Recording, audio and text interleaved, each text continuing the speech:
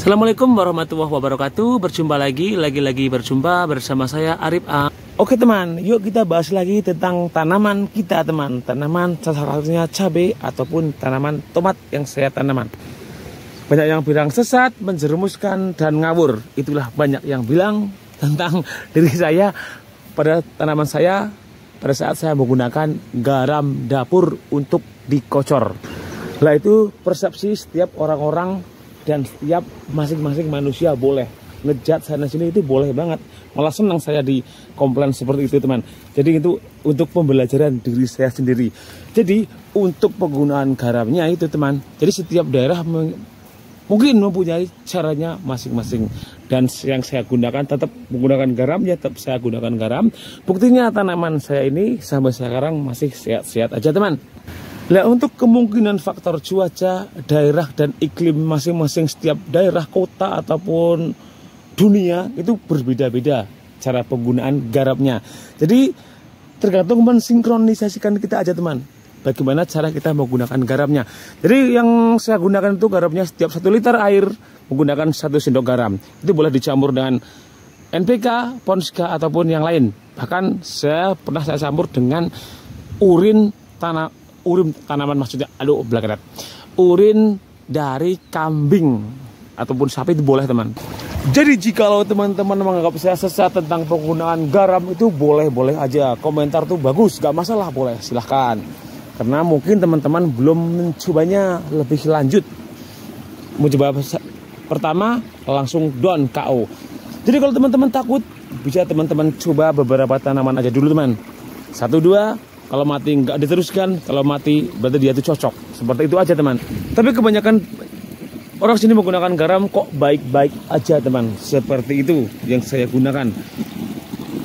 Khususnya kan bisa mencegah itu aja teman. Ada obat pupuk, juga ini ada jamur-jamur di dalam bakteri yang merugikan tanaman, itu bisa dicegah dengan garam yang saya tahu. Jadi teman-teman kalau mau info yang lebih lanjut boleh baca-baca jurnal tentang manfaat garam untuk tanaman seperti ini. Jadi tidak ada orang lah teman yang mau menjerumuskan, itu namanya dosa jariah, terutama yang bagi beragama muslim ya, karena takutkan dengan dosa jariah. Jadi kalau ilmu yang bermanfaat boleh disebar-sebarkan. Jadi seperti itu. Jadi teman-teman mau beranggapan garam itu kurang baik, itu terserah, itu pendapat teman-teman. Buktinya yang saya tanam sampai sekarang kok baik-baik aja. Yuk saya akan kasih tahu teman-teman tanaman baru saya yang baru tanam hampir 4 hari. Oke teman-teman, ini dia tanaman cabai saya yang baru saya tanam ini. Ini umurnya udah baru 4 hari. Ini nanti kalau udah 2 minggu saya baru kocor dengan garam. Jadi kalau awal tanam ini 14 hari HST. Setelah tanam ini baru saya semprot dengan garam teman. Semprot malahan dikocor dengan garam. Jadi takaran pengocorannya garam teman, ini saya 1 liter menggunakan 1 sendok garam. Tapi untuk dosisnya saya menggunakan 50 cc, jadi 1/4 gelas atau gelas kecil lah, gelas takal seperti itu. Untuk jenis-jenis tanaman cabai yang masih kecil seperti ini. Nah ini juga tanaman cabai saya yang baru teman, ini juga merekan ori. Jadi itu kemungkinan teman-teman yang ada yang mati itu teman-teman biasanya tuh penggunanya terlalu berlebihan, tidak sesuai takaran. Jadi tanaman masih kecil, kita gelontor itu aja yang banyak. Jadi kan ada takarannya masing-masing. Kecuali kalau ini udah besar teman tuh gak masalah. 1 gelas per tanaman. Karena ini kan masih kecil, jadi ya belum kuat. Jadi kalau masih udah besar tuh baru teman, seperti itu. Jadi ada caranya masing-masing. Jadi kalau masih takut menggunakan garam, coba beberapa. Tapi kalau saya nggak takut, langsung digunakan, karena gak mungkin seorang itu mau menjerumuskan sesama petani.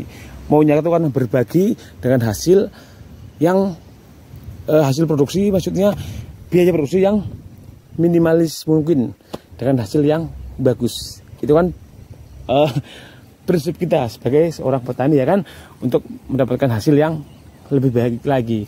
Karena harga pertanian sesuai cabai seperti ini kan harganya itu lagi naik turun teman. Mahalnya itu paling-paling beberapa hari, tapi murahnya itu berbulan-bulan yang saya tahu. Jadi setiap petani itu mempunyai cara masing-masing. Oke lah, petani daerah itu pastilah mempunyai cara masing-masing setiap daerahnya.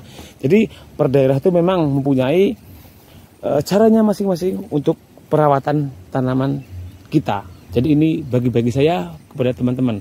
Mau dicontoh monggo, enggak juga enggak masalah. Karena kan berbagi pengalaman. Karena yang saya rasakan, yang saya alami itu enggak ada efeknya yang buruk pada tanaman saya pada saat saya menggunakan garam. Coba teman-teman lihat video saya yang dulu-dulu. Kalau tidak percaya, oke teman. Nah ini tanaman sahabat saya teman, ini tanpa pengolahan lahan, saya tanpa dibalik lahannya.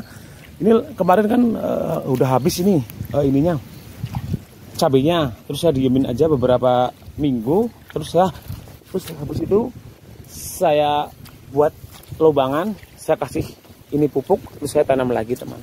Jadi nggak langsung tanam nih, jadi harus dijeda beberapa minggu supaya lebih siap lagi tanahnya seperti ini. Oke, jadi kira-kira sharing-sharing dari saya seperti ini dulu teman tentang cara saya menggunakan garam. Oke.